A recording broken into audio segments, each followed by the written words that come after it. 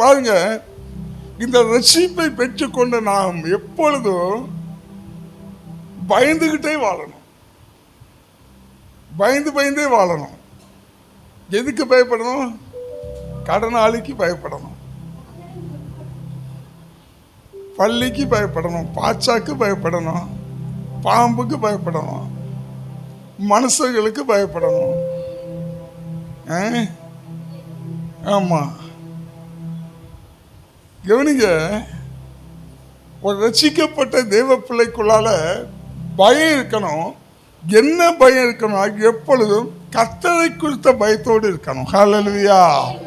பக்கத்தில் சொல்லுங்க, உங்க வாழ்க்கையில கர்த்தருக்கு பயப்படுற பயத்தோடு நீங்க இருந்தீங்கன்னா வேற எதுக்கும் நீங்க பயப்பட வேண்டாம். வேற எந்த காரியத்துக்கு நீங்க பயப்பட வேண்டாம். உங்களுக்கு இருக்க வேண்டிய பயம் தேவனுக்கு பயப்படுற பயம். ஹல்லேலூயா. பாருங்க, இன்னைக்கு தேவ பிள்ளைகளாகிய நாம என்ன பண்றோம்? தவறுகளை துணிகரமாய் செய்யறோம். தவறு செய்து செய்து செய்து இருதயத்தில் உணர்வு இல்லாம போயிடும். இப்ப தவறு செய்யும் போது எப்பொழுதுமே நமக்குள்ளால ஒரு என்னன்னா, என்னுடைய தவறுகள் மன்னிக்கப்படுது. ஏன்னா நான் கிருபைக்குள்ள இருக்கிறேன், நான் இலக்கத்துக்குள்ள இருக்கிறேன், நான் மனதுக்கத்துக்குள்ள இருக்கிறேன். பாருங்க, நம்ம செய்கிற தவறுனால நம்முடைய தேவன் தண்டிப்பாரா அப்படின்னு கேட்டாக்கி, எத்தனை பேர் தண்டிப்பார் நினைக்கீங்க? எத்தனை பேர் தண்டிக்க மாட்டார் நினைக்கீங்க? சூப்பர், தண்டிக்க மாட்டாரு, மன்னிப்பாரு. அப்படிதானா? அருமையான பதில். மன்னிக்கிற தேவன் அவர். ஏன்னா அவருக்கு இரக்கமும் மனதுருக்கமும் கிருபையும் உள்ள தேவன். அதனால நான் தப்பு செஞ்சுக்கிட்டே இருப்பேன், அவர் என்ன மன்னிச்சுக்கிட்டே இருப்பாரு. ஏன்னா அவர் தான் மன்னிக்கிற தேவன் இல்ல. பாருங்க, நம்ம எப்பெல்லாம் தப்பு செய்யணுமோ அப்பெல்லாம் சொல்றாங்க, உங்க கிருபையினால நான் நிலன் இருக்கிறேன், கிருபையினால நிலன் இருக்கிறேன். ஒண்ணு புரிந்து கொள்ளுங்க, கிருபை இருக்கிறவருக்கு நான் மன்னிப்பு. ஆனா நீங்க தப்ப மறுபடி செஞ்சீங்கன்னா கிருபையே உங்களை விட்டு விலகிறோம்.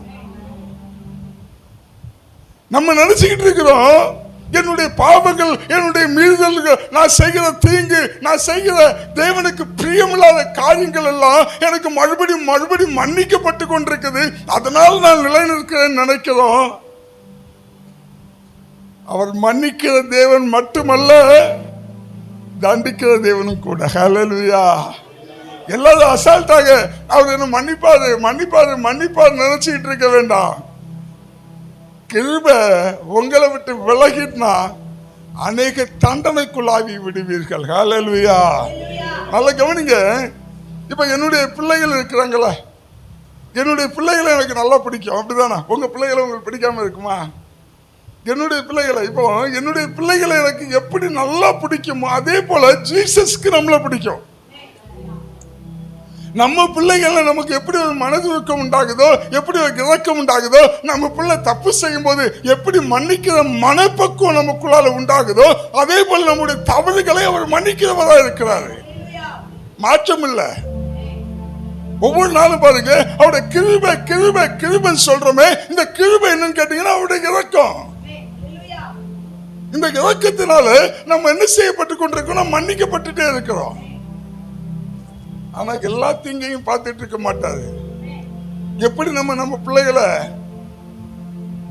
என் செல்லமே, என் தங்கமே, என் முத்து, என் கண்ணு, நபியுடா செல்லம் அப்படி சொல்றோம்ல, அதே போல ஜீசஸ் நம்மளை பார்த்து சொல்றாரு. ஏன்னா அவர் அப்பா, நம்ம பிள்ளை. அதே போல ஒவ்வொரு நாளும் அவர் நம்மளை கொஞ்சுகிறாரு. அது மாற்றம் இல்லை. அவருடைய கரத்தின் நிழலினால நம்மளை மூடி இருக்கிறாரு. அவருடைய நேசத்தினால நம்மளை அரவணைத்து இருக்கிறாரு. அதுல எந்த மாற்றமும் இல்லை. பாருங்க, என்னுடைய பிள்ளைகளை எனக்கு ரொம்ப பிடிக்கும். எனக்கு பிள்ளைகளை ரொம்ப பிடிக்கும். நானும் எப்படி கொஞ்சுவேன், அடி செல்லம், வாடா கண்ணு, வாடா பொண்ணு, வாடா தங்கம். அது சொல்லுவேன், செம்பு இரும்பு தலை சொல்லுவேன். இப்ப கவனிங்க, என்னுடைய பிள்ளை தான் எனக்கு பிடிக்கும் தான். ஒரு நாளைக்கு ஒரு 10 வாட்டி என் பிள்ளைகிட்ட நான் லவ் யூ சொல்லுவேன் தான். ஆனா என் பிள்ளை போய் கரண்ட் கம்பியில கொண்டு கைய வச்சுக்கிட்டு நிக்கான்னு வைங்களேன், அப்ப போய் நின்று செல்லமே, என் தங்கமே, என் கண்ணு அப்படியா சொல்லுவேன்? என்ன செய்வேன்? கரண்ட் கம்பியில கொண்டு கைய வச்சுக்கிட்டு இருந்தானா நான் என்ன செய்வேன்? நல்ல ஒரு கம்பு எடுப்பேன், கம்பை எடுத்துட்டு போய் போடுவேன் பாருங்க. ஒரு போடு நச்சப்பலாம். எங்க போடுவேன்? கரண்ட்ல போடுவேனா கையில போடுவேனா? கரண்ட்ல போட மாட்டேன். எங்க போடுவேன்? கையில. என்ன கணக்குல அடிப்பேனா? ஒரே அடிதான். ஒரே அடியில என்ன செய்யணும்? பிள்ளை போயிருந்தோம்னா இல்ல, அந்த ஒத்த அடியில என்ன நடக்கணும்னா, இந்த கனெக்ஷனுக்கும் என் பிள்ளையுடைய கைக்கு இருக்கிற இந்த தொடர்பு துண்டிக்கப்படணும். இதே போலதான் பாருங்க, சில தீங்கான காரியத்துல போய் நீங்க கைய வைக்கும் போது என் தேவன் ஒருபோதும் பார்த்துட்டு இருக்க மாட்டாரு. நீ கிருபை கிருபை கிருபைன்னு ஓடலாம், ஆனா சில தீங்கான காரியத்தை தொடும்போது என் தேவன் பார்த்துட்டு இருக்க மாட்டாரு. உன்னை பாதுகாக்கும்படியாக அவர் அடிப்பாரு பாருங்க. அந்த அடியை வாங்காதபடிக்கு நீ எப்பொழுதும் எச்சரிக்கையா இருக்கணும். ஹல்லேலூயா. கிருபையில வண்டியை ஓட்டிடலாம், கிருபையில வண்டியை ஓட்டிடலாம் முடியாது. தேவனுடைய கடும் கோபத்துக்கு ஆளாகாதபடிக்கு நம்ம என்ன செய்யணும்? எச்சரிக்கையா இருக்கணும். அப்ப எச்சரிக்கையா இருக்கணும்னா எப்படி இருக்கணும்னா, எப்பவும் தேவனுக்கு பயப்படுற பயத்தோடு இருக்கணும். ஒரு பிள்ளைக்கு எப்படி தகப்பனத்தில் அன்பு இருக்குதோ அதே போல பயம் இருக்கணும். அதே போல நமக்கு நம்முடைய தேவனாகிய இயேசு மேல, கர்த்தர் மேல, அந்த இரட்சகர் மேல ஒரு பயத்தோடே நம்ம இருக்கணும். ஹல்லேலூயா. வாசிக்கலாம் ஒருவர். உபாகமம் புஸ்தகம் 28வது அதிகாரம் 58, 59, 60. உன் தேவனாகிய கர்த்தர் என்னும் மகிமையும் உன் தேவனாகிய கர்த்தர் என்னும் மகிமையும் பயங்கரமுமான நாமத்திற்கு பயப்படும்படிக்கு நீ இந்த புஸ்தகத்தில் எழுதியிருக்கிற இந்த நியாயப்பிரமாண வார்த்தைகளின் படியெல்லாம் கவனிங்க. நீ இந்த புஸ்தகத்தில் எழுதியிருக்கிற இந்த நியாயப்பிரமாண வார்த்தையின்படியெல்லாம் நடக்க கவனமாயிராவிட்டால் கர்த்தர் நீங்காத பெரிய வாதைகளாலும் என்ன செய்வாரா? வாதைகளாலும், நீங்காத பெரிய வாதைகளாலும், நீங்காத கொடிய ரோகங்களாலும் உன்னையும் உன் சந்ததியும் அதிசயமாய் வாதித்து நீ கண்டு பயந்த எகிப்தின் வியாதிகள் எல்லாம் உன்மேல் வருவிப்பார். ஆமென். கவனிங்க, தொடர்ந்து வாசிங்க. அவைகள் உன்னை பற்றிக்கொள்ளும், இந்த நியாயப்பிரமாண புஸ்தகத்தில் எழுதியிராத எல்லா பிணியையும் வாதையையும் நீ அழியும் அளவும் கர்த்தர் உன்மேல் வர பண்ணுவார். நல்லா கவனிங்க.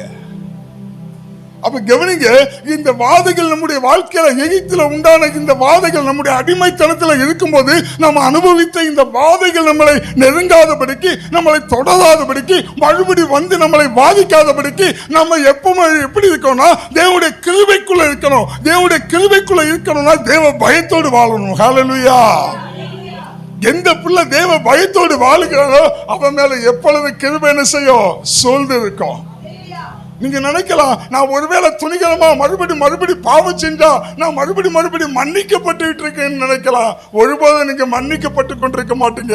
அந்தந்த பாவத்துக்கு ஏற்ற தண்டனையை நீங்க அனுபவிப்பீங்க. நம்மளாம் நினைச்சிட்டு இருக்கிறோம் ஒரு நாள் வரும், அன்னைக்கு கணக்கு ஒப்பிக்க வேண்டியது வரும் அப்படின்னு சொல்லி கணக்கெல்லாம் என்ன செஞ்சிட்டு இருக்கோம்? மூட்டையா கட்டி வச்சுட்டு இருக்கிறோம். நாட்கள் இருக்குது இல்ல, அப்ப கணக்கு கொடுத்துக்கலாம். நாட்கள் இருக்குது இல்ல, அப்ப கணக்கு கொடுத்துக்கலான்னு. அப்படி ஒரு நாள் இல்லை. நீங்க கணக்கு ஒப்பிக்கிற நாட்கள்னு ஒரு நாள் இல்லை. என்னடா பிரதர் நீங்க எப்படி சொல்றீங்க அப்படின்னு கேட்டா நல்லா கவனிங்க. கணக்கு ஒப்பிக்க வேண்டியவன் யாருன்னா துன்மார்க்கன், நம்ம இல்லை. ஏன்னா இப்போ என்னுடைய பிள்ளை இருக்கால, என்னுடைய பிள்ளை தவறு செய்யும் போது நான் என்ன செய்வேன்னா இந்த தவறு எல்லாத்தையும் அப்படியே கங்கணம் கட்டி மூட்டை கட்டி ஒரு நாள் வர அன்னைக்கு நான் பார்த்துக்கிட்டேன்னு சொல்லி சேர்த்து வைப்பேனா? என் பிள்ளை தப்பு செய்யறானா நான் வந்து லிஸ்டில் எழுது, இன்னைக்கு இந்த தப்பு செஞ்சேன், அடுத்த நேரத்துக்கு இந்த தப்பு செஞ்சேன், முந்தின நாள் இந்த இப்படியே மூட்டை கட்டி வச்சு ஒரு நாள் வர அன்னைக்கு கையை காலை உடைச்சி போடணும். அப்படியே பிளான் பண்ணுவேன். நல்லா கவனிங்க, நான் என்ன செய்வேன்னா, என் பிள்ளை எப்பெல்லாம் தப்பு செய்வாளோ அப்பெல்லாம் பிடிச்சி நங்குன்னு 4 கொட்டு சீர்படுத்திட்டே இருப்பேன். ஏன்னா என் பிள்ளைய நான் ரட்சித்து என் பிள்ளையுடைய கருத்துக்குள்ள வச்சிருக்க காரணம் பாதியில விட்டுட்டு போறதுக்காக இல்ல, நான் போகிற ராஜ்யத்துக்கு என் பிள்ளைகளை கூட்டிட்டு போறதுக்காக. அல்லேலூயா.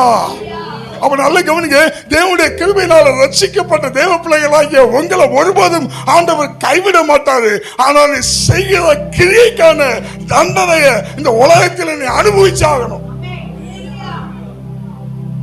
என்னென்னலாம் தப்பு செஞ்சீங்களோ அதெல்லாம் பாத்தீங்கன்னா, நீங்க ரட்சிக்கப்பட்டீங்கல்ல, நீங்க மூழ்கி ஸ்தானம் எடுத்தீங்களா, அப்பவுமே உங்களுடைய பாவங்கள் உங்களுடைய சாபங்கள் எல்லாம் கழுவப்பட்டுச்சு. அதுக்கு பின்னாடி நீங்க என்ன தவறு செய்தாலோ அதுக்கான தண்டனை இந்த உலகத்துல நீங்க இருக்கும் போதே அனுபவிச்சுதான் ஆகணும். வேதம் இதான் சொல்லுது. நல்ல கவனிங்க, இப்போ தப்பு செஞ்சா போய் மன்னிப்பு கேட்டுட்டா மன்னிச்சிருவாரா அப்படின்னா இல்ல. தாவீதுடைய வாழ்க்கையை பார்த்தோம்னா, தாவீது தவறு செய்துட்டான், ஆண்டவர் மன்னிப்பு கேட்டுட்டான். ஆனா ஆண்டவர் தண்டிச்சு அவனை மன்னிச்சார். ஹல்லேலூயா. அதனால நம்ம நினைக்கிறோம், நான் கிருபையில இருக்கிறேன், நான் என்ன செய்தாலும் ஆண்டவர் என்ன மன்னிச்சுவாரு சொல்லி துணிகரமாய் செய்கிற எல்லா பாவத்துக்கும் தண்டனைய அனுபவிச்சு ஆகணும். என்ன பதம் நீங்க எப்படி சொல்றீங்க? கிருபையின் நாட்கள்ல வாழ்ந்து கொண்டிருக்கிறோம், எங்க மேல கிருபை கிடையாதானா? கிருபை இருக்கு. இந்த கிருபை எதுக்கு உங்களோட இருக்குன்னா, உங்களை ராஜ்யத்துக்கு அழைத்து செல்லும்படியாக. நிச்சயமாக உங்களுக்கு ராஜ்யம் உண்டு. இந்த உலகம் ஒருவேளை உங்களை பார்த்து நீ பாவம் செய்யற, நீ தப்பு செய்யற, தேவனுக்கு விரோதமாய் சில காரியங்களை செய்துகிட்டு இருக்க, நீ எல்லாம் பல்லவ ராஜ்யத்துக்கு போவியானா நீங்க கவலைப்படாதீங்க, நிச்சயமா நீங்க ராஜ்யத்துக்கு போவீங்க. அது மாற்றமே இல்லை. பாருங்க, உலகத்தானுக்கு தண்டனை இல்ல, அவனுக்கு ஜட்ஜ்மெண்ட் இருக்குது. நமக்கு அப்படி இல்ல. அப்பப்ப அவர் தட்டி நம்மளை சீர்படுத்தி ஸ்திரப்படுத்தி நிலைநிறுத்துகிற தேவனா இருக்கிறார். ஹல்லேலூயா. அப்ப கவனிங்க, அப்ப இந்த உலகத்துல வாழுகிற வாழ்க்கையில இந்த தண்டனைக்கு நம்ம தப்பித்துக் கொள்ளணும்னா இதுக்கு ஒரே ஒரு வழிதான் இருக்குது. என்ன வழினா, ஒவ்வொரு நிமிஷமும் தேவனுக்கு பயந்து பொல்லாப்புக்கு விலகி ஓடுகிற ஒரு அனுபவம் நமக்குள்ள இருக்குமா இருந்தா இதுதான் தேவ பயம். ஹல்லேலூயா. எனக்கு கர்த்தருக்கு பயப்படுகிறவன் தீமைக்கு விலகுவானா. ஒரு வாசிக்கலாம், நீதிமொழிகள் 8:13.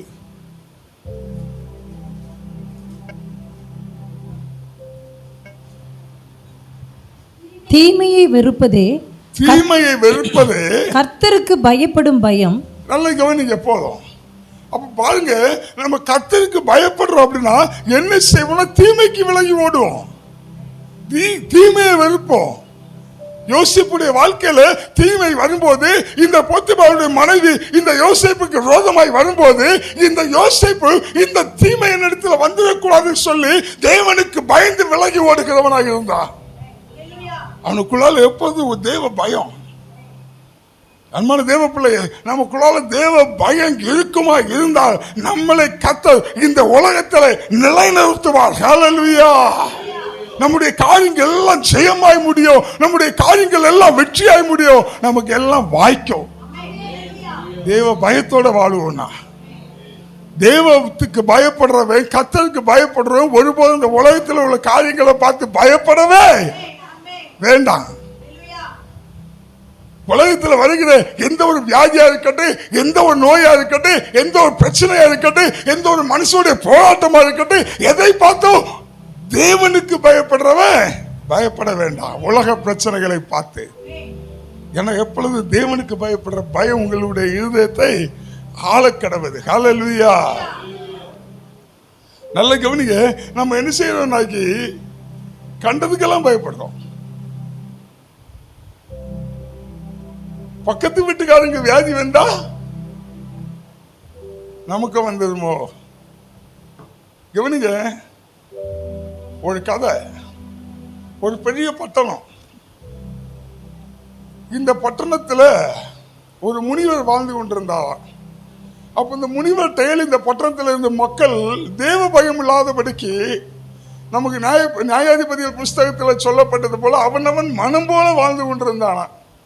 அப்ப இந்த முனிவர் போய் சொல்லுவாரா, நீங்க பாவம் செய்யாதீங்க, நீங்க அக்கிரமத்தை செய்யாதீங்க அப்படின்னு சொல்லி தினசரி இந்த முனிவர் போய் சொல்லுவாராம்.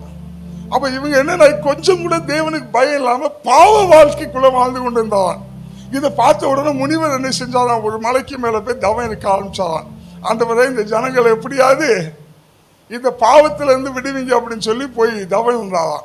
அப்படி இருக்கும்போது, தவத்தில் உட்கார்ந்து இருக்கும்போது அப்படியே மேல ஒரு விதமான அந்த மேகமூட்டத்தோடு சேர்ந்து ஒரு விதமான அந்த விஷ கிருமிகள் பறந்து வரதை பார்த்தாராம். பார்த்த உடனே டக்குன்னு கண்முழிச்சு பார்க்காத ஏகப்பட்ட விஷக்கிருமிகள் வந்துட்டு இருக்கு இவருடைய பட்டணத்தை நோக்கி. உடனே இவர்கள் டக்குன்னு விஷக்கிருமிகளை பார்த்து கேட்டாங்க, நீங்கெல்லாம் எங்க போறீங்க அப்படின்னு கேட்டாராம். இந்த விஷக்கிருமிகள் சொல்லிச்சா, இந்த பட்டணத்துல போய் இந்த ஜனங்களை நாங்க அழிக்க போறோம் அப்படின்னு. அந்த அளவு கேட்டா, உங்களுடைய பெயர் என்னன்னு கேட்டா, இந்த விஷக்கிருமிகள் சொல்லிச்சா, எங்களுடைய பெயர் கால்ரா அப்படின்ச்சா. அப்ப அவரு கேட்டா, இந்த பட்டணத்துல போய் எத்தனை பேர்த்து நீங்க அழிக்க போறீங்க அப்படின்னு. அப்ப இந்த விஷக்கிருமிகள் சொல்லிச்சா, 1,00,000 பேர்த்து அழிக்க எங்களுக்கு உத்தரவு கொடுக்கப்பட்டிருக்குது. இந்த பட்டணத்துல 10,00,000 பேர் இருக்கிறாங்க, 1,00,000 பேர் அழிக்கிறதுக்கு எங்களுக்கு உத்தரவு கொடுக்கப்பட்டிருக்குது. அப்ப முனிவர் சொன்னாரா, நீங்க 1,00,000 பேரை தான் அழிக்கணும், அதுக்கு மேல ஒரு ஆளை கூட நீங்க என்ன செய்யக்கூடாது, தொடக்கூடாது அப்படின்னு சொல்லி ஒரு உத்தரவு கொடுத்து விட்டாவான். இந்த விஷக்கிருமிகள் போய் அழிக்க ஆரம்பிச்சிருச்சு. கால்ராங்கிற ஒரு நோய், கால்ரால 1,00,000 பேர் அழிச்சிச்சு. இப்ப ஒருத்தன் ஓடி வந்து சொல்றான் முனிவர்கிட்ட, ஐயா, நம்முடைய பட்டணத்தில் 5,00,000 பேர் செத்து போயிட்டாங்க அப்படின்ட்டு. இந்த கிருமி எல்லாம் தெரிஞ்சு போயிட்டு இருக்குது. உடனே முனிவர், கிருமிகளே நில்லுங்க அப்படின்னா எல்லாம் நின்னுச்சான். ஆமா, நீங்க தான் என்கிட்ட 1,00,000 தானே அழிப்பேன்னு சொன்னீங்க, நீங்க ஏன் 5,00,000 அழிச்சிங்க அப்படின்னு கேட்ட உடனே கிருமியை சொல்லிச்சு, நாங்க 1,00,000 தான் அழிச்சோம், மீதி 4,00,000 பயந்தே செத்துட்டான். அதனால அந்த 4,00,000 எங்களுக்கும் சம்பந்தம் இல்லை. பாருங்க, பக்கத்துல ஒருத்தனுக்கு வியாதினா நம்ம கர்த்தருக்கு பயப்படுற பயம் இல்லாதனால அந்த வியாதியின் பயம் நம்மளை தொற்றி கொள்ளுது. ஹல்லேலூயா. இன்னைக்கு கவனிக்கலாம். இன்னைக்கு இப்போ சாயங்காலம் மீட்டிங் வர்றதுக்காக கீழே வந்துகிட்டு இருக்கும்போது என்ன பண்ணேன்னா, ஒரு டீ குடிப்பேன்னு சொல்லி அந்த டீ கடைக்குள்ள போனேன். அப்போ என்னுடைய பழைய நண்பர் ஒருவர் அங்கே என்னை பார்த்த உடனே, பிரதர் வாங்க உட்காருங்க அப்படின்னாரு. அவர் முன்னாடி உட்காந்துட்டேன். உட்கார்ந்த உடனே அவர் சொன்னார், பிரதர், நான் ரொம்ப சுகரில் கஷ்டப்படுறேன் பிரதர் அப்படின்னு சொல்லி ஒரு அடுக்கு மாத்திரை அப்போ தான் வாங்கிட்டு வந்திருக்காரு, என்கிட்ட காமிச்சாரு. காமிச்சுக்கிட்டு சுகர்னால கஷ்டப்படுறேன் அப்படின்னாரு.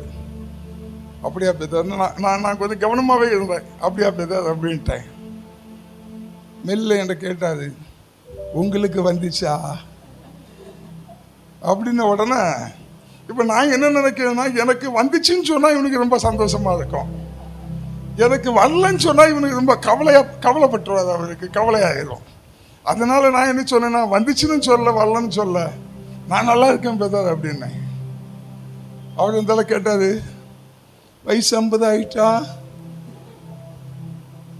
இப்போ எனக்கு 50 நெருக்குதுன்னு சொல்ல முடியுமா? சொல்ல வேண்டாம் அப்படின்னா, சுதாதிப்பா என்ன ஆகலை அப்படின்னேன்.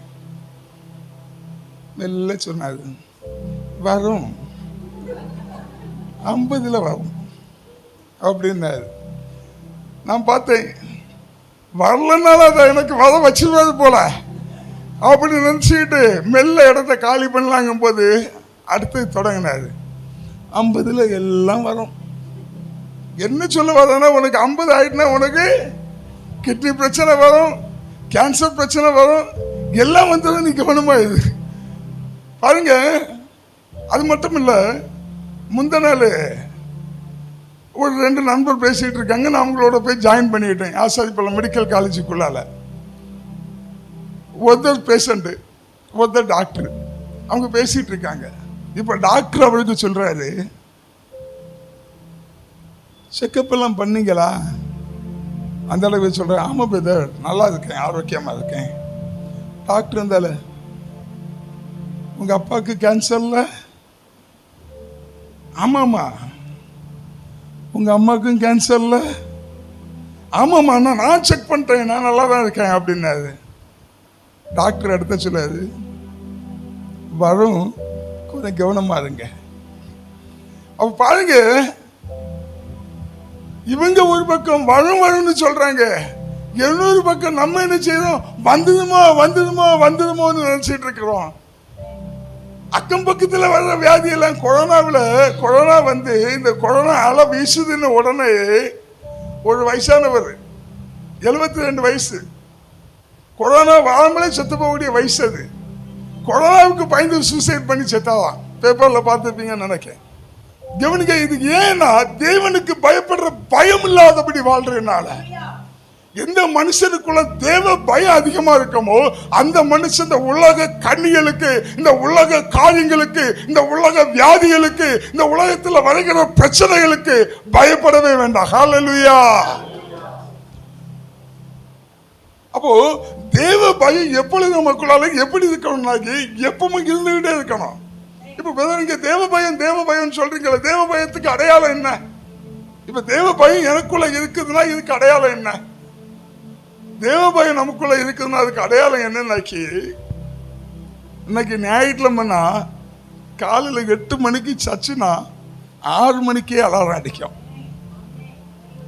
அது சிலதுல பார்க்குறேன், 7:30 மணிக்கு சர்ச்சுனா 5:30 மணிக்கு ஒன்னையும் தூங்க விடாது, எழுப்பி விட்டுரும், அலாரம் அடிக்கும். சில நேரத்தில் அசந்து ஒரு 7 மணி வரை தூங்கிட்டோன்னு வைங்களேன். ஒருவேளை முதல் நாள் உள்ள டயர்டில் அசந்து 7 மணி வரை தூங்கிட்டோன்னு வைங்களேன், காலையில் இந்த 7 மணிக்கு எழும்பின உடனே ஏதோ பெரிய ஒரு கொலை குற்றம் செய்வது மாதிரி இதயம் லவக்கு லவக்கு லவக்கு லவக்குன்னு அடிக்குதுன்னு வைங்களேன், உனக்குள்ள தேவ பயம் இருக்குன்னு அடையாளம். இந்த குரூப் என்ன செய்யணும்னா, அப்படியே எழும்பி பல்லு விளக்கியும் விளக்காமலும் குளிச்சும் குளிக்காமலும் துணியை மாத்தியும் மாத்தாமலும் புட்டு இறங்கி ஓடுதில்ல. இப்படி உங்களுக்குள்ளால ஒரு ஆவி அலாரம் அடிக்குதா இருந்தா நீ யாருக்கு பயந்துட்டு இருக்கிறீங்க? தேவனுக்கு பயந்துட்டு இருக்கிறீங்க. நிச்சயமாய் ஒரு பொல்லாப்போ உங்களை அணுக முடியாது.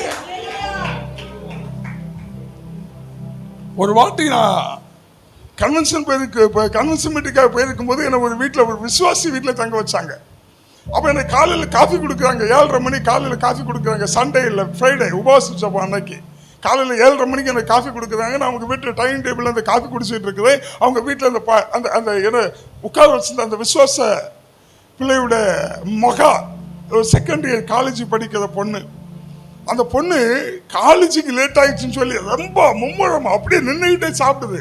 டக்குன்னு கிளம்பாம நின்று சாப்பிட்டுக்கிட்டு அந்த பேக்கை தூக்கி தோல்ல போட்டுக்கிட்டு ஓடி போய் பைபிளை எடுத்து ஒரு சவுத்து முன்னாடி போய் நின்று சத்தமா வாசிக்குது. அதுக்கு நேரம் ஆயிடுச்சு, நிற்க முடியல, சத்தமா வாசிக்குது. வாசிச்சு முடிச்ச உடனே அந்த இடத்துல முழங்கால் போட்டு வச்சப்போம். நல்லா கவனிங்க, இப்படி வெளியே போகும்போது கர்த்தருடைய சமூகத்தில் ஜெபம் பண்ணி, ஆண்டவரே உங்க கிருபையினால நம்ம மூடிக்கொள்ளுங்க ஆண்டவரே சொல்லிக்கிட்டு எந்தெந்த தேவ பிள்ளை வெளியே கடந்து போகிறாரோ அவன் வாழ்க்கையில தேவ பயத்தோட வாழ்ந்துகிட்டு இருக்கலாம். நல்ல கவனிங்க, உன் கை, உன் கண்ணு, உங்க சிந்தனை, உங்க இதயத்தின் நினைவு, இதுக்கு எல்லாமே எப்பெல்லாம் தீங்கான காயத்துக்கு திரும்புதோ அப்பெல்லாம் இருதயத்தில் ஒரு சலசலப்பு உண்டாகுதுன்னா நீங்க தேவனுக்கு பயந்து வாழ்ந்துகிட்டு இருக்கிறீங்க. ஹல்லேலூயா. தேவ பிள்ளைகள் எப்பொழுதுமே வாயின் வார்த்தைகள் என்ன செய்யணும்? காத்துக்கொள்ளணும். உங்க விருப்பத்துக்கு நீங்க பேசுறீங்க, உங்க விருப்பத்துக்கு நீங்க வாழ்றீங்கன்னாக்கி வாழ முடியாது. அப்படி வாழ்றதுக்காக தேவனுடைய கிருபையை உங்க மேல வைக்கல. நீங்க கிருபைக்குள்ளால இருக்கிற பிள்ளைகள். நீங்க எப்பொழுதுமே நீங்க பேசுறது, நீங்க பார்க்கறது, நீங்க சிந்திக்கிறது, நீங்க எல்லாவற்றிலும் தேவ பயத்தோடு காணப்பட வேண்டும். ஹல்லேலூயா. கவனிங்க, யோசேப்பு தேவனுக்கு பயந்து வாழ்ந்ததுனால யோசேப்புக்கு கொடுக்கப்பட்ட ஸ்தானம் என்னன்னாக்கி, உன்னுடைய யோசேப்புடைய அனுமதி இல்லாமல் ஒருவனும் கையையோ காலையோ அசைக்க கூடாது. மட்டுமில்ல, யோபு 1வது அதிகாரத்தில் 1வது வசனம் சொல்லுது, யோபு பொல்லாப்புக்கு விலகினானா. அது ஒருவர் வாசிக்கலாம். யோபு 1:1. ஊத்ஸ் தேசத்திலே யோபு என்னும் பெயர் கொண்ட ஒரு மனுஷன் இருந்தான். அந்த மனுஷன் உத்தமனும் சன்மார்க்கனும் தேவனுக்கு பயந்து பொல்லாப்புக்கு விலகிறவனுமாய் இருந்தான். நல்ல கவனிங்க, இந்த யோபு தேவனுக்கு பயந்து பொல்லாப்புக்கு விலகுகிற மனுஷனாக இருந்தானா. நல்ல கவனிங்க, தேவனுக்கு பயந்து நடக்கிற மனுஷனுடைய வாழ்க்கை எப்பொழுதுமே பொல்லாப்புக்கு விலகி ஓடுகிற மனுஷனா இருப்பான். ஹல்லேலூயா. யோபு சொல்றாரு 27:5, என் ஆவி பிரிய மட்டும் உத்தமத்தை விட்டு விலக மாட்டேன். அப்ப கவனிங்க, நம்முடைய இதயத்துல எப்பவும் தேவனுக்கு பயப்படுற பயம் நமக்குள்ளால இருக்குமா இருந்தா, நம்ம எப்பவும் தேவனுக்கு பிரியமாய் வாழ, தேவனுக்கு நம்மளை ஒப்பு கொடுத்து வாழ, தேவன் விரும்புகிறபடி நம்ம வாழ நம்ம அர்ப்பணிச்சுக்கிட்டே இருப்போம். ஹல்லேலூயா. இப்படி அர்ப்பணித்து அர்ப்பணித்து அர்ப்பணித்து வாழுகிற வாழ்க்கை தான் தேவனுக்கு பயந்து வாழுகிற வாழ்க்கை. ஏனோ தானோன்னு வாழக்கூடாது, உங்க விருப்பம் போல வாழக்கூடாது. தேவனுக்கு பயந்து வாழுகிற வாழ்க்கைனா எல்லா நிமிஷமும் என்னைக்கு தேவன் பார்த்து கொண்டிருக்கிறாரு. என் வாயிலிருந்து வருகிற வார்த்தையா இருக்கட்டும், நான் பேசுகிற காரியமா இருக்கட்டும், நான் சிந்திக்கிற காரியமா இருக்கட்டும், எல்லாம் என் தேவனுக்கு உகந்ததா இருக்கணும். தேவனுக்கு உகந்த காரியமா இருக்கணும். நல்ல கவனிங்க, சிம்சனுக்குள்ளால தேவ பயம் இல்லாததுனால இந்த சிம்சன் என்ன செஞ்சானா, வழி விலகி போனானா. தேவன் சிம்சன் மேல வைத்த சித்தம் வேலை, சிம்சன் மேல வைத்த திட்டம் வேலை, சிம்சன் மேல வைத்த தரிசனங்கள் வேலை. ஆனா இந்த சிம்சனுக்குள்ளால தேவ பயம் இல்லாததுனால, அவன் வழி விலகி போனதுனால சிம்சனுடைய வாழ்க்கை, ஐயோ, சிம்சனுடைய வாழ்க்கை சீரழிந்து போச்சு. 2 கண்கள் புடுங்கப்பட்டவனாய் அநேகருடைய பார்வைக்கு வேடிக்கை பொருளானான். அன்பான தேவனுடைய பிள்ளையை, நீங்க நினைக்கலாம் நான் கிருபையினால தப்பி வைக்கப்பட்டு கொண்டிருக்கிறேன்னு. நீங்க கிருபைன்னு சொல்லி கர்த்தரை அசட்டை பண்ணுவீங்கன்னா உங்க வாழ்க்கை கேள்விக்குறி. ஒவ்வொரு நிமிஷமும் ஆண்டவருக்கு பயப்படுற பயத்தை எனக்குள்ள தாங்க ஆண்டவரை ஆண்டவர்கிட்ட கேளுங்க. ஆண்டவரே, உமக்கு பிரியமில்லாத எந்த காரியத்தை நான் செய்யாதபடிக்கு இந்த மரண கண்ணிகளுக்கு என்னை விலக்கி காத்துக் கொள்ளுங்க ஆண்டவரே. கர்த்தருக்கு பயப்படுற பயம் மரண கண்ணிகளுக்கு நம்மளை விலக்கி காத்துக் கொள்ளுமா. அப்ப கவனிங்க, இந்த மரண கண்ணிகள் நமக்கு நேரிடாதபடிக்கு நம்ம காக்கப்படணும்னா நம்ம ஒவ்வொரு நிமிஷமும் கர்த்தருக்கு பயப்படுற பயத்தோட வாழணும்.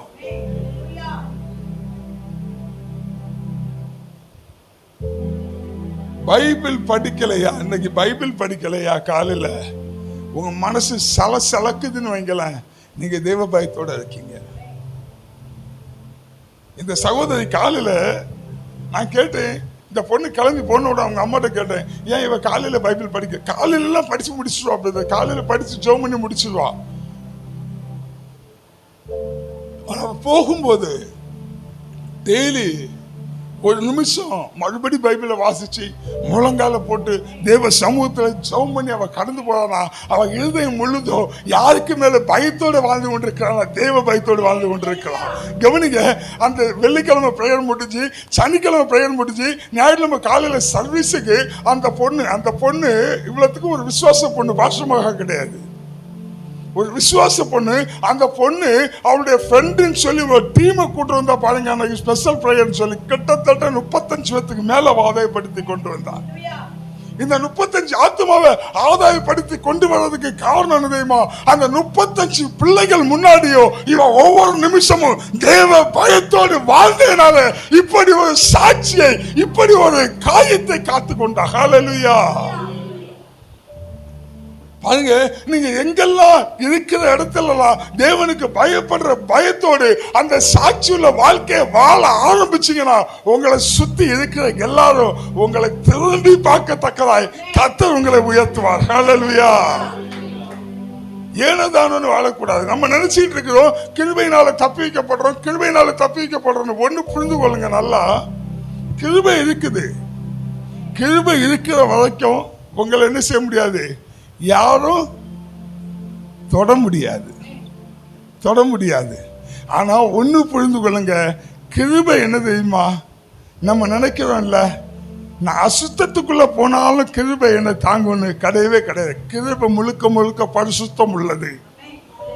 நம்ம எல்லா இடத்துலயும் போய் கிருபை கிருபை கிருபை சொல்றோமே, கிருபை முழுக்க முழுக்க பரிசுத்தம் உள்ளது. அப்ப நல்ல கவனிங்க, நீங்க தீங்குக்குள்ள போகும்போது அந்த தீங்குக்குள்ள கிருபை வராது. எப்பெல்லாம் நீங்க தீங்குக்குள்ள பிரவேசிக்கீங்களோ அப்பெல்லாம் கிருபை உங்களை விட்டு விலகிடும். இஸ்ரவேல் ஜனங்களை ஆண்டவர் வழி நடத்தும் போது எப்பெல்லாம் தேவனுக்கு பிரியமில்லாத காரியங்களை செஞ்சாங்களோ அப்பெல்லாம் தேவ கிருபை அவர்களை விட்டு விலகிற்று. தேவ பிரசன்னம் அவர்களை விட்டு விலகிற்று. தேவன் அவர்களை விட்டு விலகிவிட்டார்.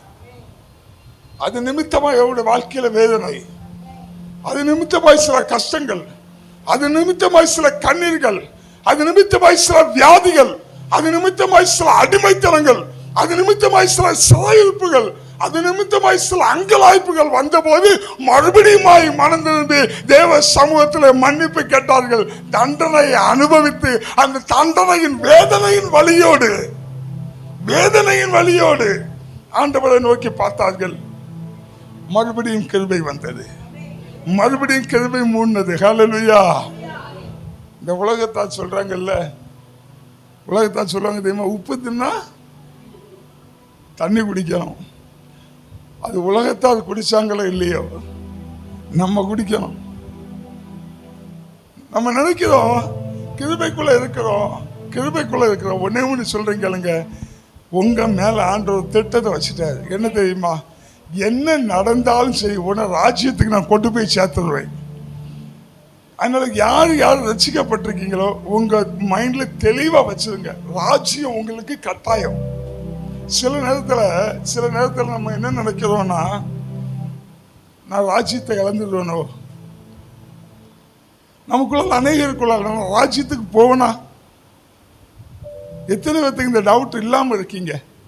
டவுட் இருக்குன்னு சொல்றவங்க கை உயர்த்துங்க பார்ப்போம். ராஜ்யத்துக்கு போவனாங்க டவுட் இருக்கு பாருங்க. சிலர் கை உயர்த்தல, அநேகர் யாருமே கை உயர்த்தல. ஆனா உண்மையா சொல்றேன், எல்லாருக்கும் இந்த டவுட் இருக்கு, நான் பல்லவத்துக்கு போயிடுவேனா. ஏன்னா நம்ம வாழ்ற வாழ்க்கையின் லட்சணம் அப்படி.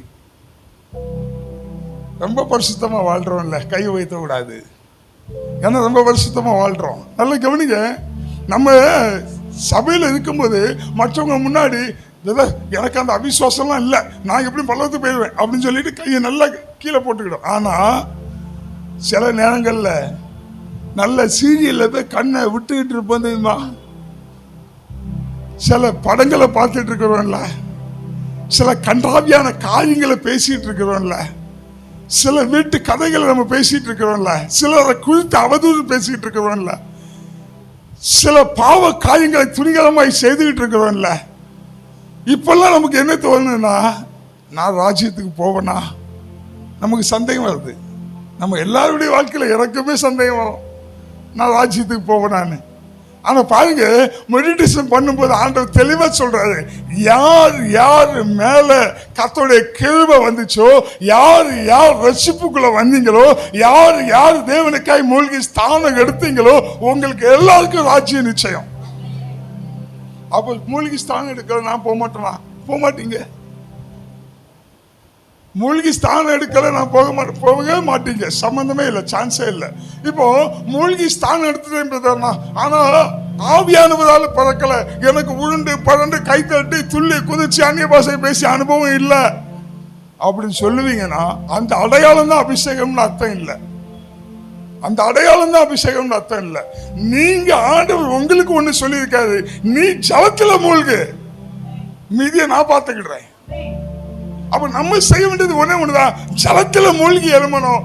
ஆவில அவருடைய வேலை. அவருடைய வார்த்தைக்கு கீழ்படுத்தி நம்ம ஜலத்துல மூழ்கி எழுமணும்னா, அவருடைய வார்த்தையை நிறைவேற்றினால நம்மளை ஒருபோது அவர் விட்டுட்டு போக போறதே கிடையாது. ஹல்லேலூயா. அப்ப கவனிங்க, அவர் நம்மளை கூட்டு போறது நிச்சயம்.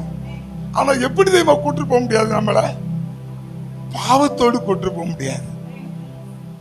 பாவத்துக்கோ நமக்கோ சம்பந்தம் இருக்கக்கூடாது. அப்ப கவனிங்க, இந்த பாவத்தை நம்ம செய்யும் போது அவன் நமக்கு தேவனாய் இருக்கிறதுனால, அவன் தகப்பனாய் இருக்கிறதுனால அப்பப்ப தண்டிச்சு நம்மளை சீர்படுத்திக்கிட்டே இருப்பாரு. அப்ப நம்ம சில நேரங்கள்ல என் வாழ்க்கையில மட்டும் ஏன் இவ்வளவு பிரச்சனை, என் வாழ்க்கையில மட்டும் ஏன் இவ்வளவு நெருக்கம், என் வாழ்க்கையில மட்டும் ஏன் இவ்வளவு போராட்டம், என் வாழ்க்கையில மட்டும் ஏன் இவ்வளவு பாடுகள்னு நம்ம கேட்கிறோம்ல. நான் நல்லாதான் சர்ச்சைக்கு போறேன், நல்லாதான் ஆராதிக்கிறேன், நல்லாதான் ஜெபம் பண்றேன், ஆனா என் வாழ்க்கையில போராட்டம் இருக்குது அப்படின்னா சில மீறுதலை நம்ம செய்தனால சில தண்டனை வழியாய் தேவன் நம்மை நடத்தி கொண்டிருக்கிறார். ஹல்லேலூயா. சில சோதனை வரும், அந்த சோதனையில நம்ம சிக்கி கொள்ளாதபடிக்கு நம்மளை தப்புவிக்கிற வகையை அவர் என்ன செய்யறாரு, வச்சிருக்கிறார். அதனால ஒருபோதும் பிரச்சனை வரும்போது நீங்க நிர்மூலமாகி போக மாட்டீங்க. ஆனா பிரச்சனையே இல்லாம வாழ்றதுக்குதான் ஒரு ஐடியா. என்ன ஐடியா தெரியுமா? தேவ பயத்தோட வாழ்றது. நான் தப்பு செஞ்சு மறுபடியும் தண்டனை அனுபவிச்சு நான் அந்த உலகத்துல சில வேதனைகள், சில நெருக்கங்கள், சில உபத்திரவங்கள் வழியாய் கடந்து போகாம ஒரு மேன்மையான வாழ்க்கை, ஒரு நோய் இல்லாத வாழ்க்கை, ஒரு சிறையிருப்பு இல்லாத வாழ்க்கை, ஒரு பிரச்சனை இல்லாத வாழ்க்கை, ஒரு மேன்மையான ஒரு வாழ்க்கை, ஒரு ஆசீர்வாதமான ஒரு வாழ்க்கை வாழணும்னா இரவும் பகலும் எப்பொழுதும் தேவனுக்கு பயப்படுற பயத்தோட வாழ்ந்துட்டு இருக்கிறோம். எப்பவுமே ஆண்டவருக்கு பயப்படுற பயத்தோட இருக்கிறேன். அப்படி எந்த ஒரு பிள்ளை வாழுவானோ அவன் வாழ்க்கை மேன்மையாயிட்டே இருக்கும், அவன் வாழ்க்கை உயர்த்தப்படும், அவன் வாழ்க்கை கட்டப்படும், அவன் செய்யறத எல்லாமே கர்த்தர் வாய்க்க பண்ணுவார். அவருடைய வழி விசாலமாகும், அவருடைய காரியங்கள் எல்லாம் ஜெயிக்கும். அப்ப கவனிங்க, நம்ம வாழுகிற இந்த வாழ்க்கையில எதுக்கு பயப்படுறோம்? நாயையும் பேயையும் கண்டா ஒரு நடுக்கமான பயம், மனுஷங்களையும் கடனாளியையும் கண்டா ஒரு பதட்டமான பயம், பள்ளி பாச்சாவை பார்த்தா ஒரு அருவருப்பான பயம். பாருங்க, ஏதோ உனக்கு பயந்துட்டு இருக்கிறோம்ல, ஏதோ உனக்கு பயந்துட்டு இருக்கிறோம்ல. இந்த பயம் இல்லாத ஒரு வாழ்க்கை இருக்குது. உலக கண்ணிகளுக்கு பயப்பட வேண்டாம், உலக மனுஷங்களுக்கு பயப்பட வேண்டாம், இந்த உலகத்தில் வருகிற எந்த வியாதிகளுக்கு பயப்பட வேண்டாம், எந்த பிரச்சனைகளுக்கு நீங்க பயப்பட வேண்டாம். அப்படி பயப்படாத ஒரு வாழ்க்கை வாழணும்னா உங்களுக்குள்ளால இருக்க வேண்டிய ஒரே ஒரு பயம் தேவ பயம். ஹல்லேலூயா. தேவனுக்கு பயப்படுற பயத்தோடு நீங்க வாழுவீங்கன்னா கர்த்தர் உங்களுடைய காரியங்கள் எல்லாவற்றையும் ஜெயமாய் முடிய பண்ணுவார். ஹல்லேலூயா, ஹல்லேலூயா, ஹல்லேலூயா. அப்போ நல்ல கவனிக்க முடிக்கிறேன். அப்ப தேவனுக்கு பயப்படுற பயத்துடைய அடையாளம் என்னன்னு கேட்டீங்கன்னா, சர்ச்சை விஷயத்துல எப்படி இருப்போம்? நேரம் ஆயிட்டுனாலே அலாரம் அடிக்கும். அதே மாதிரி பைபிளை எடுக்காம, பைபிள் எடுத்து படிக்காம வெளியே போனா என்ன செய்யும்? அலாரம் அடிக்கும், அடிக்கும். தேவனுக்கு பிரியமில்லாத ஒரு வார்த்தையை வாய் பேசினா அலாரம் அடிக்கும். தேவனுக்கு பிரியமில்லாத எந்த வார்த்தையும் பேசாதபடிக்கு நம்முடைய நாவுக்கு நம்ம காவல் வைப்போமா இருந்தா நம்ம தேவனுக்கு பயப்படுற பிள்ளையா இருக்கிறோம். நம்முடைய கண்ணு அந்நிய காரியத்தை பார்க்கும் போது அந்த கண்களுக்கு நம்ம விலங்கு போடுவோமா இருந்தா நம்ம தேவனுக்கு பயப்படுற பிள்ளையா இருக்கிறோம்.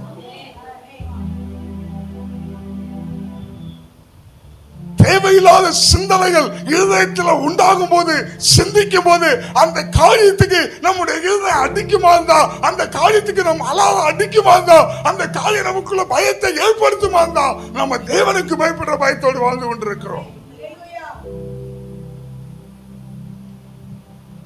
சின்ன சின்ன சண்டை சச்சரவுகள், சின்ன சின்ன சமாதான குறைவுகள் நம்முடைய நிம்மதியை இலக்குமாக இருந்தா, நமக்குள்ள அலாரம் அடிக்குமா இருந்தா நம்ம தேவனுக்கு பயப்படுற பிள்ளையாய் வாழ்ந்து கொண்டிருக்கிறோம். கவனிங்க, ஏனோ தானோ வாழக்கூடாது. தேவ பிள்ளைனா தேவனுக்கு பயப்படுற பயத்தோடு வாழணும். அப்படி தேவனுக்கு பயப்படுற பயத்தோடு வாழுகிற பிள்ளையுடைய வாயின் வார்த்தைகள், கண்ணின் பார்வைகள், இருதயத்தின் நினைவுகள், சிந்தைகள் எல்லாம் எல்லாம் கர்த்தருக்கு பிரியமானதா இருக்கும். ஹல்லேலூயா. அப்படி நீங்க